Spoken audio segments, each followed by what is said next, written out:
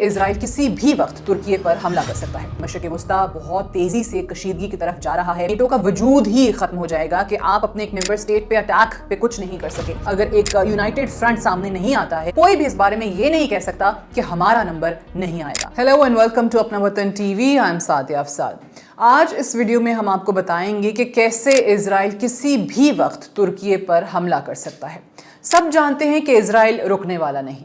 سب جانتے ہیں کہ مغرب اور خاص طور سے امریکہ کیسے اسرائیل کا ساتھ دیتا ہے، اور اس کا ساتھ دینے کے لیے امریکہ کسی بھی حد تک جا سکتا ہے۔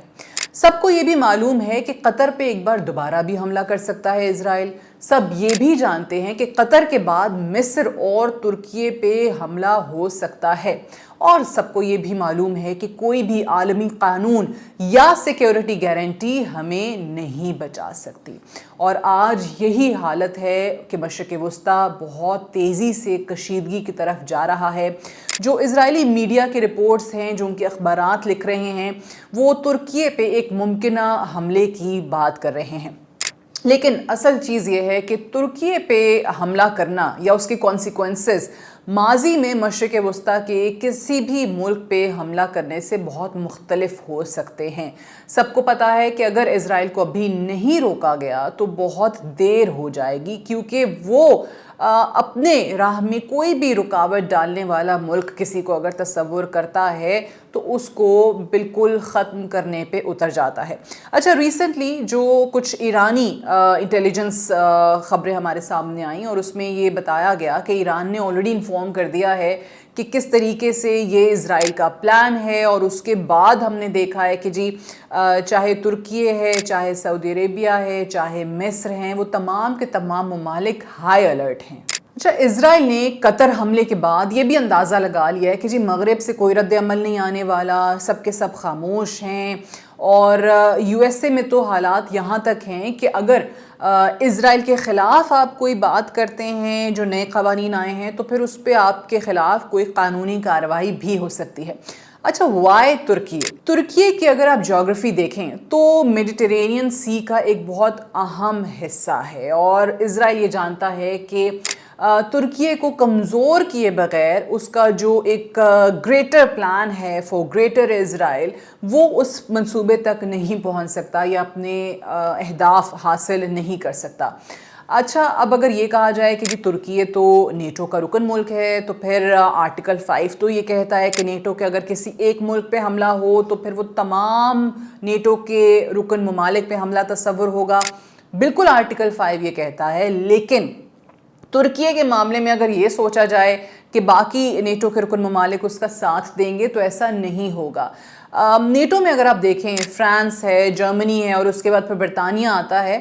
یہ تینوں وہ ممالک ہیں جو کہ کھل کے ہر جگہ پہ، ہر فورم پہ اسرائیل کا ساتھ دیتے آئے ہیں، اور یہ کیا اسرائیل کے خلاف جائیں گے ترکی کی فیور میں، ترکی کی سپورٹ میں؟ تو یہ بالکل ہوتا ہوا دکھائی نہیں دے رہا۔ تو ترکی پہ ممکنہ حملے کی صورت میں پھر نیٹو کا وجود ہی ختم ہو جائے گا کہ آپ اپنے ایک ممبر اسٹیٹ پہ اٹیک پہ کچھ نہیں کر سکے۔ ملٹری اسٹریٹجی دیکھیں تو ایئر ڈیفنس سسٹم جو ہے ان کا، یا ڈرونز اسرائیل کے، وہ ان کا استعمال کر سکتا ہے ترکی پہ حملے کے لیے۔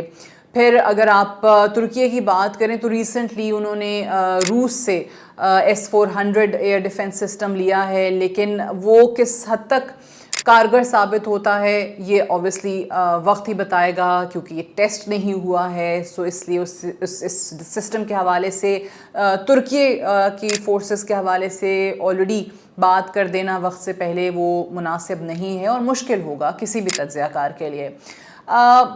ان شارٹ اگر میں یہ کہوں کہ اسرائیل کو بہت اچھے طریقے سے اندازہ ہو چکا ہے، ہم نے غزہ پہ حملہ کیا، کسی نے کچھ نہیں کیا، کوئی مداخلت نہیں ہوئی۔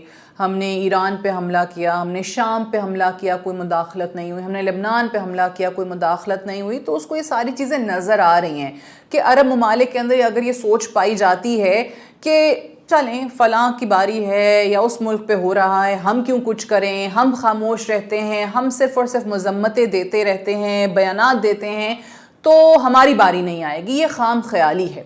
وقت اب اکٹھے ہونے کا ہے، اور اگر ابھی بھی کسی ملک کو لگتا ہے کہ ہماری باری نہیں آئے گی تو وہ بہت ہی زیادہ خوش فہمی کا شکار ہے، کیونکہ اسرائیل یہی چیزیں دیکھ دیکھ کے اس کی ہمت بڑھتی ہے، اس کی طاقت بڑھتی ہے، اور پھر وہ اسی نشے میں یہ حرکتیں کرتا ہے جو ہم دیگر ممالک میں دیکھ رہے ہیں، اور خاص طور پہ جو ہم فلسطین کے اندر ہوتا ہوا دیکھ رہے ہیں۔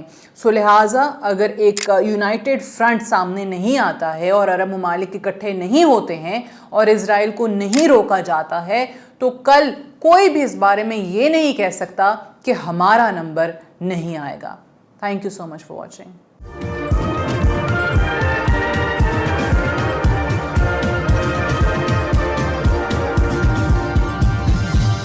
You are watching Apna Watan.